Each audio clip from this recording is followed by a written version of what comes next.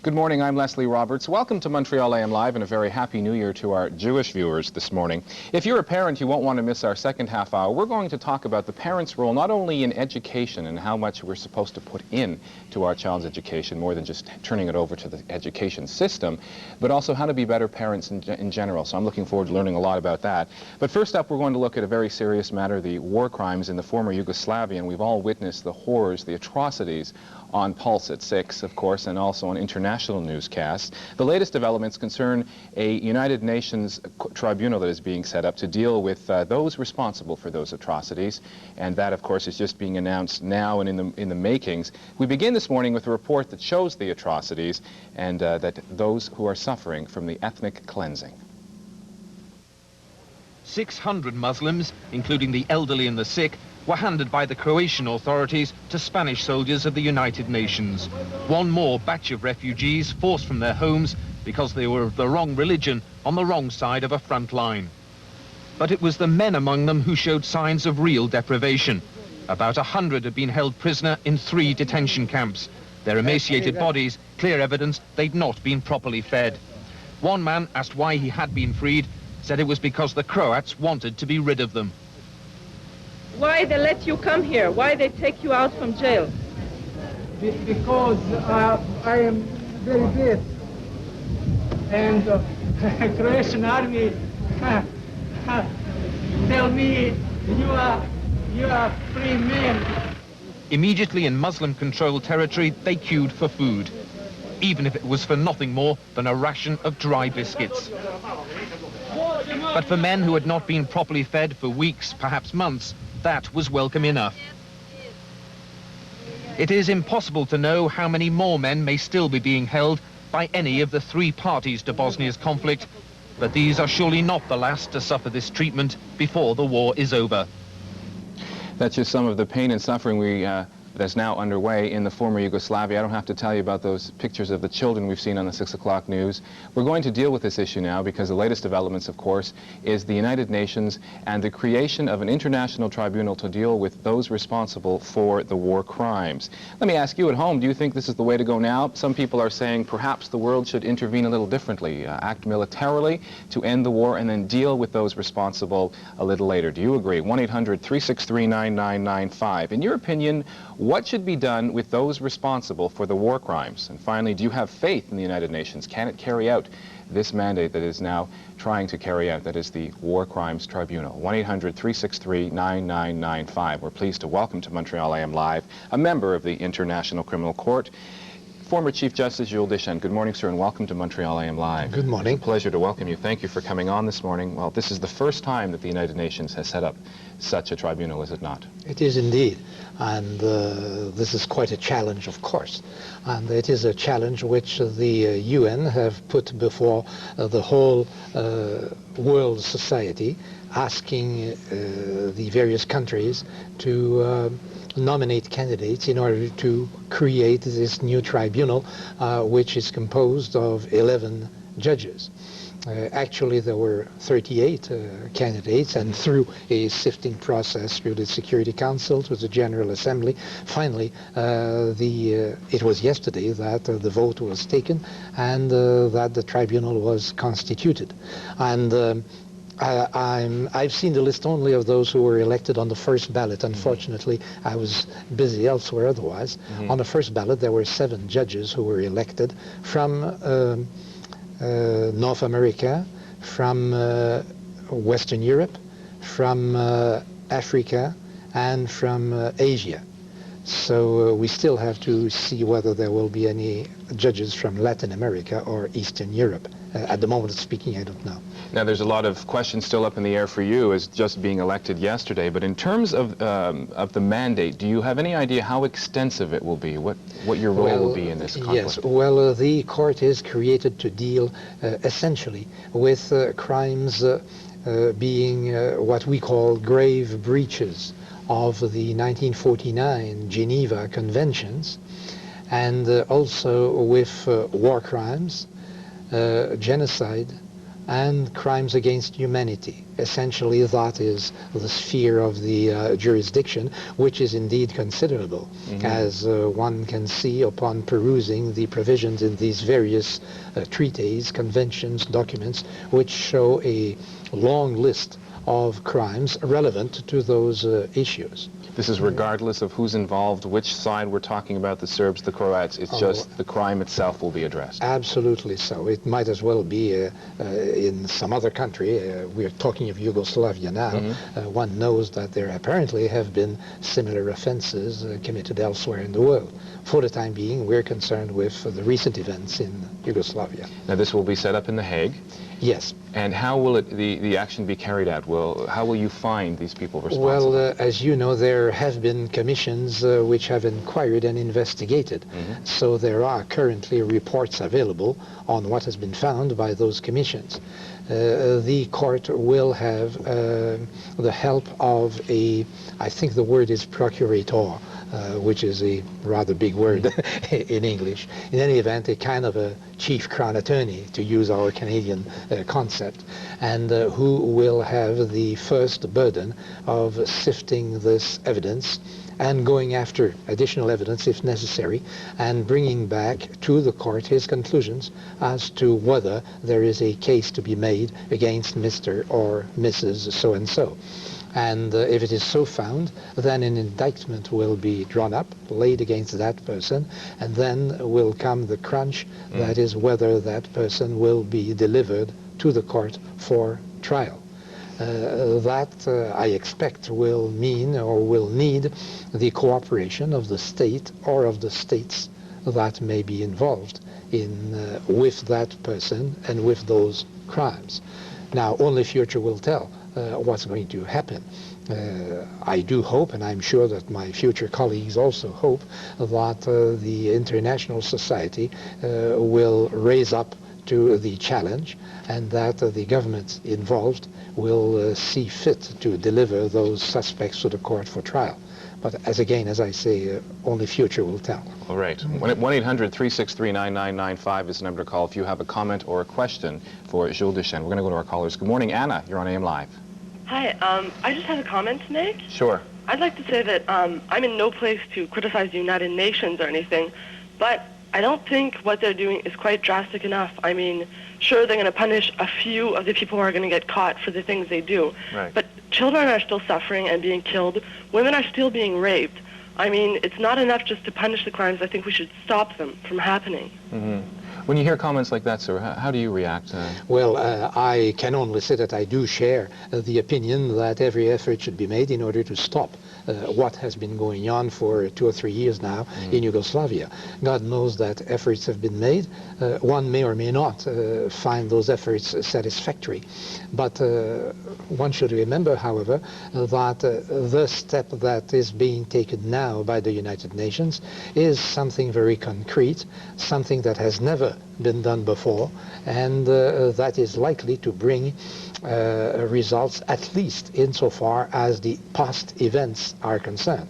When I'm speaking of past events, I'm just speaking of not past history, but what has been happening yesterday is a past event in the sense that I'm using now.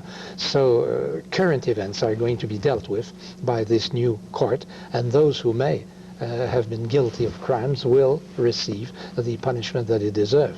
I understand your caller. That may not be enough, and one might wish to see more drastic steps being taken. There has been some question of a United Nations military force, for instance, being sent into Yugoslavia. Well, that is not for me to comment upon, nor to take part in any decision of the kind. One may well think that that should have been done. History only will tell whether it should have been done or whether it would have likely bring better and faster results than what we have been listening. But that is outside of the scope of the court which I've been now appointed to. Throughout the current events that you speak, there has been some criticism pointed in the direction of the United Nations for not doing enough, and as you said, perhaps taking military action, and others saying that the UN doesn't have the power that we think that it has. Do you worry, as you now join the United Nations, that your role and what you hope that the criminal tribunal is supposed to do, that you'll be able to carry out that mandate? Well, that is, again, the mandate of the international society. If the various governments, members of the international society and of the United Nations, see as their responsibility to cooperate with the International Court, and for instance to deliver to the court a suspect whose presence is being requested by the court for trial, then that will be a remedy that surely history will retain as having been a first and a remedy that should deter others from having the same conduct as that which is being reproached to the suspects. Should, however, a government fail to abide by a request and decide, rather than to defer a suspect, to shield the suspect and keep him away from the court, then the court can do nothing. It has no army at its disposal and no police force. It can't go and force the person and take it away from a territory and bring it before the court. So it will be then for public opinion to work on that particular government, and we will then see what is the nature and the weight of the public opinion in this world. If it does not react, then one might have some spur of cynicism and say, well, you see, nothing happens, this world is worth nothing, and let's go along, each one pulling in each one's own direction. I would only hope that we have passed that phase in our civilization, and that we will see better results occur. Okay, we have to take a break for commercial, and then we'll get back to your calls right after this. Don't go away.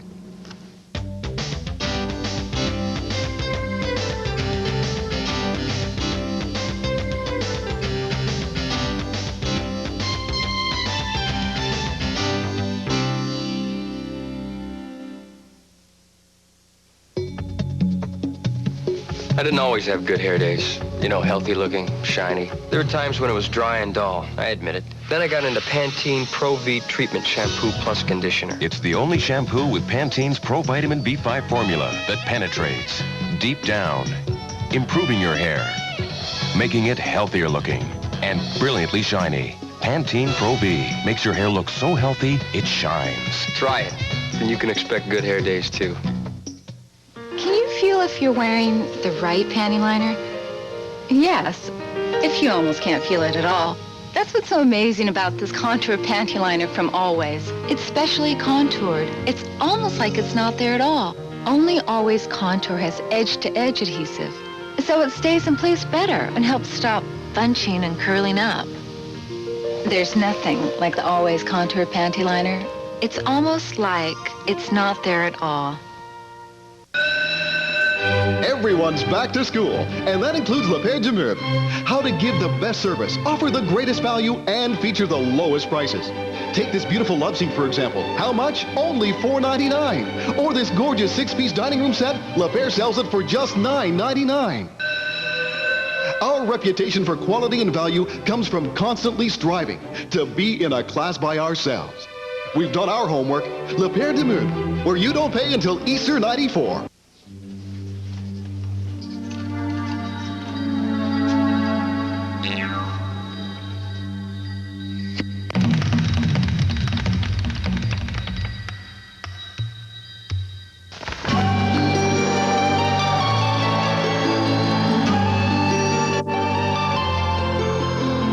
Giving you freshness for your money is what being a grocer is all about.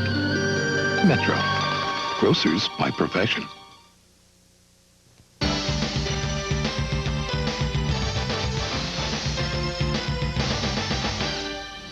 Welcome back to Montreal AM Live. We have former Chief Justice Jules Deschênes in studio. He has been elected to the United Nations International Tribunal on War Crimes in the former Yugoslavia, a brand new body, and he's sharing with us his hopes for the mandate and the actions of that committee. We're going to go back to your calls now. Hi, Spiro in Saint Laurent. You're on Montreal AM Live.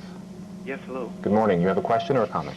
I have some comments about what's going on there. Sure, go ahead. I have actually some points to make.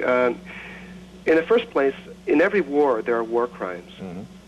Secondly, in every war there's fanaticism and controlled madness. The other thing is that we're always misinformed about what's going on in war. Our media tells us one thing, and obviously we know that there are more things under the surface. Especially in this case, we hear about what's going on in terms of who's doing what, but we don't know the history of it. Our media hasn't informed us about what exactly preceded it. So for that reason, I don't see why we can rely on public opinion.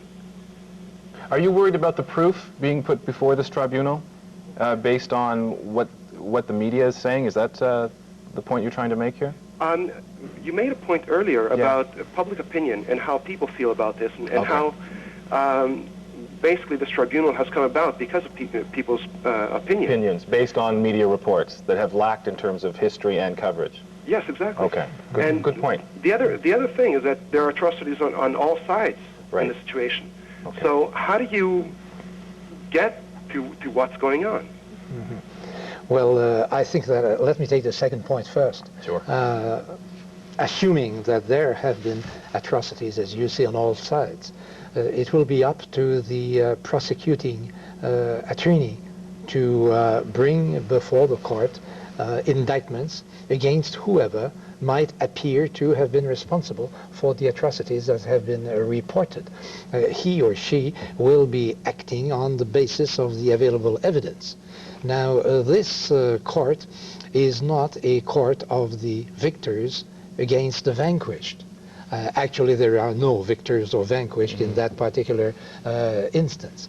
But it is a court which is made up of judges coming from the four corners of the world and who have no interest in this matter. I, for one, have no particular interest in Yugoslavia or in the difficulties that it has been suffering from.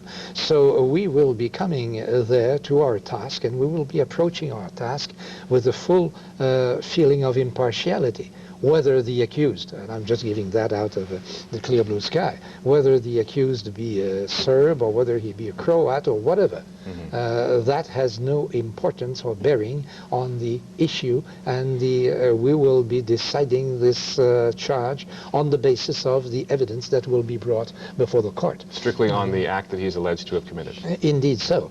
And it may be, and I agree, it may be that in a certain instance it may be difficult to have the relevant evidence all brought before the court, or all found for that matter. But that is a predicament in which human justice always finds itself, whether it be in Montreal or anywhere else in the world. The justice is based on the available evidence. And so that will be the same situation over there. But it must be reckoned and remembered that this is a step taken by the UN in order to try and contribute to the settlement of the difficulties in the former Yugoslavia. Stop the whatever massacres or offenses have been committed, and help bring peace within that unfortunate country. So all the countries of the world must be ready and available to contribute to that settlement. And for that matter, indeed, at the very beginning, when this court was suggested and nominations were sought by the UN, no less than 38 countries proposed candidates for that court. So there was indeed a relatively large movement around the world in order to help that situation. And given that theory, you're not worried about public opinion then? Well, public opinion, I would assume and hope that public opinion will support that new court, will find that it is indeed a step in the good direction, and will help through its support the court assuming its responsibilities and doing its work. Though, mind you, I don't want to be understood as saying that assuming failure of public opinion for some reason or another to support the court, it would not nevertheless go ahead with its task. Okay. It will. For our next call, we go to Park X. Hi, Josephine, you're on AM Live. Hi, good morning. Good morning. Yeah, I have a concern. We really appreciate the work of the UN, United Nations, but my major concern is that why don't they always seem to step in a minute later Why don't they try to stop the wars from the beginning? Because right now, I come from a country, Kenya, where there's been a lot of killing since 1991, and nobody is doing anything about it. They're going to wait until the situation gets out of hand, like what is happening in Somali, and then step in there and start, spending a lot of money when they could step in right now and, save it from happening. Okay, of course, Justice Deschênes, perhaps it's an unfair situation to put you into comment on this, but when you hear comments like that, and you're going to a new advisory board where people perhaps may be a little critical, you already perhaps have one strike against you, unfortunately. Yes, mind you, I listen to this comment, and I listen with respect. It is an opinion which surely is shared by a large number of people around the world, that the UN have unfortunately been late in intervening. All I can say today, however, that is completely outside of my own province. Of course. And I'm not a part, I don't want to shield myself behind any excuse, but actually I'm not a politician, and I'm not a part in the political decisions that have been taken to either to intervene or not to intervene in a given situation over the recent years. Those are strictly political decisions taken by the authorities, elected generally by their own populations, and they have to take their responsibility. If there is any blame, they have to share that blame. If they do something good, well, they're entitled to rely upon the applause of their own countrymen. And you're going there to do the job that you've been asked to do? Indeed so. All right, what about sentencing now? When the situation as to sentencing is rather simple, in as much as the statute of the court says that the court is not entitled to impose the death penalty, for one, and that any other penalty is available but death penalty. And you said in the commercial break you wouldn't want to be put in that position either. Well, who would wish to be put in the position of imposing death on a fellow human being, whatever he may have been doing? We're all, mind you, fallible and susceptible of error.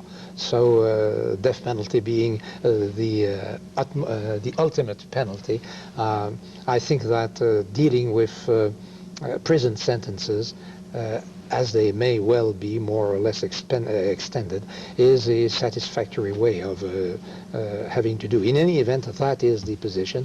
And the other condition is that there can be no trial in absentia, without the presence actually of the suspect before the court.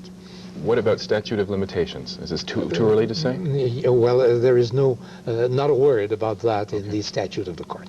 Okay, let's go back to our callers. Hi, Kosar and Saint Michel, you're on AIM Live. Yeah, good morning, Leslie. Good How morning. are you this morning? Okay, thank you. You have a comment or a question? Yeah, I have a few comments to make. Sure, briefly, please. The first thing is I'm a bit worried that the wrong message might be going out by having this tribunal formed.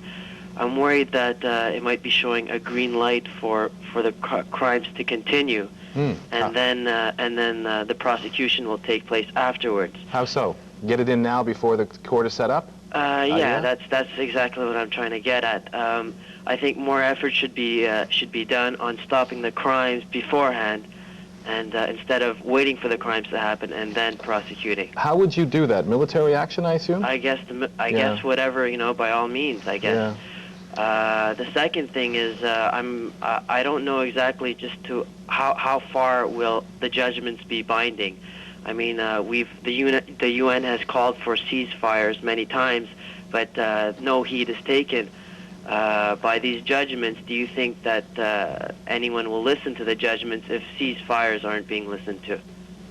Well, it must be remembered, and that is a link with what I was just saying a moment ago, that the trial to take place, in order for the trial to take place, the accused has to be physically before the court. How do you round them up and get them there?